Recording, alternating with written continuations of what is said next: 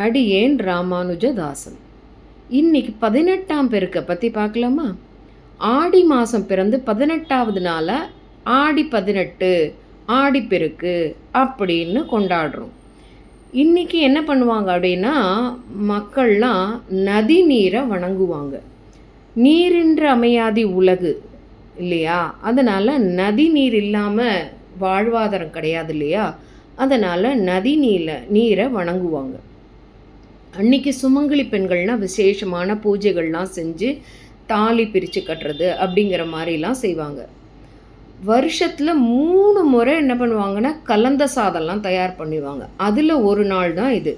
மீதி நாள்லாம் சித்ரா பௌர்ணமி ஒரு நாள், காணும் பொங்கல் ஒரு நாள். இந்த 3 நாளும் என்ன பண்ணுவாங்கன்னா, இந்த வருஷத்தில் 3 நாளும் கலந்த சாதம்லாம் தயார் பண்ணி இந்த மாதிரி நதிக்கரையில் உட்காந்து பூஜையெல்லாம் முடிச்சுட்டு ரிலேட்டிவ்ஸ் ஃப்ரெண்ட்ஸ் அவங்களோடெல்லாம் சேர்ந்து ஜாலியாக என்ஜாய் பண்ணிட்டு அந்த சாப்பாடை கொண்டு வந்த சாப்பாடெல்லாம் எல்லோரும் ஒருத்தரோட ஒருத்தர் ஷேர் பண்ணி சாப்பிடுவாங்க. அந்த மாதிரி இந்த நாளை ஒரு செலிப்ரேஷனாக பண்ணுவாங்க.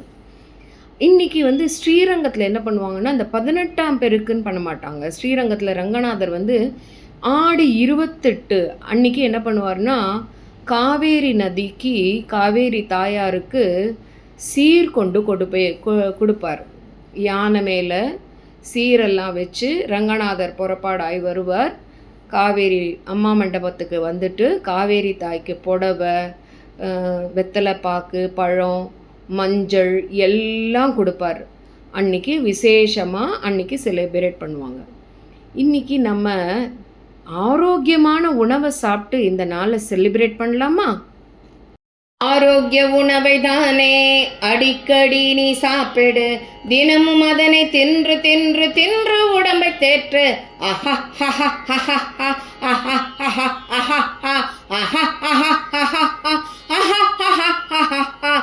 அதோ பாரு அங்கே வகை வகையாய் காய் சாலட், இதோ பாரு இங்கே பழ வகைகள் தானே, இனி இஷ்டம் போல தின்னு.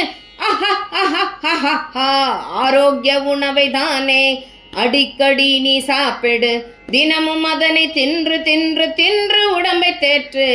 அருமையிலும் அருமை நவதானிய கஞ்சி தானே, தெம்பை தானே கொடுத்திடும் சிறுதானிய உணவு தானே.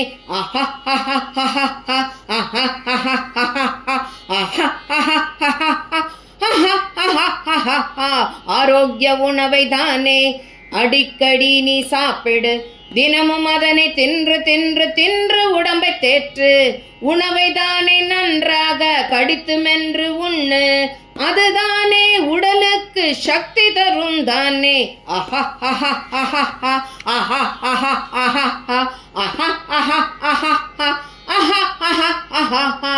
அதிகாலையில் தினமும் தானே தின்ற உணவை வெளியேற்று, அடிக்கடியும் தண்ணீர் குடித்து அதையும் நீயும் வெளியேற்று.